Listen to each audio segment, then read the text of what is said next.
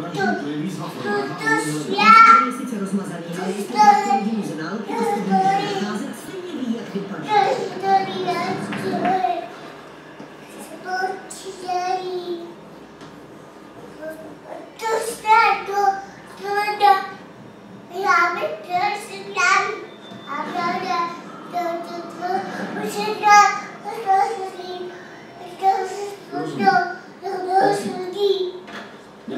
Nevypadá to dobře.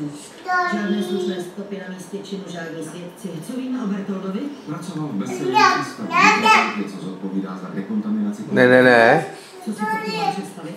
Spousta kontejnerových nákladů je v místě odeslání ošetření na plyn, aby se zabránilo planění rostlinných škůdců do Evropy. Jsi velice ukecána tady s těma předmětama, že? Zakázány. Třeba plyn brometan. Když takový kontejner otevřeš, můžeš skončit s otravou, takže se kontejnery buď u příjemce, anebo už v první veselní přístavu profesionálně odplňovává. Bertolt v jedné takové skupině pracoval. S ním ještě dva další. Bloudaňu. Bloudaňu. Promluvíme s ním. Blouda vykládá sama. Ta pracovala v jednom supermarketu v sídliště. A jedna z jejich kolegů se jmenuje Vágy Zalatová. Ten nebude náhodou. Co o té rodině víme? Rodiče Ivony Bertoldové už nežijí. Rodina Franka Bertolda je rozhádaná. Nemluví ani s matkou, protože je mluví ani s otcem. Viděl jsi to? Zřejmě ne. Co to bylo, ty palmičko? Ještě ti udělí přednášku. Musíš vysvětlit, jak moc je ta malá pro nás důležitá.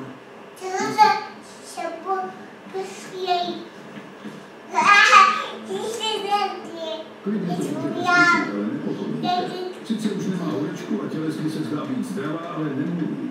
Skutečně, že nebude místem, které říká, že tím, co zažila, se nemůže prozatím vypadnout. Potlačuje to. Takže nečekejte, že vám teď nebo za 2 dny prostě jen tak vyklopí, co se tam stalo. Natočili, ale tatínka, že? Jak nám krásně tancoval na dál. Stačilo by, kdyby jen na někoho ukázal. Pia.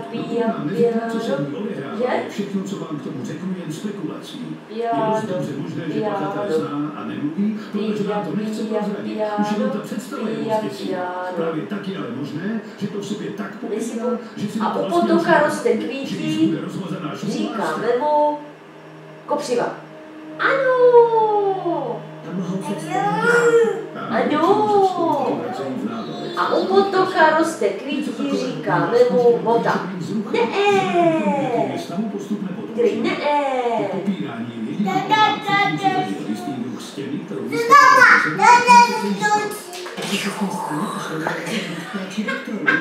Co to bylo? Co to bylo?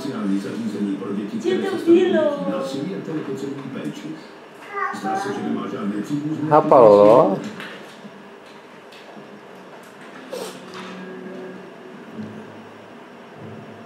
Nerozumím. No a ještě nám něco pověz. Evičko. Smažit řízek. A co to máš v ruštičce? Co to máš? Co to je? A potom skočila. No, taťko, jak bys to pojmenoval? Je tu dost chladno, muselo to být už dřív. Vezmu pár lidí.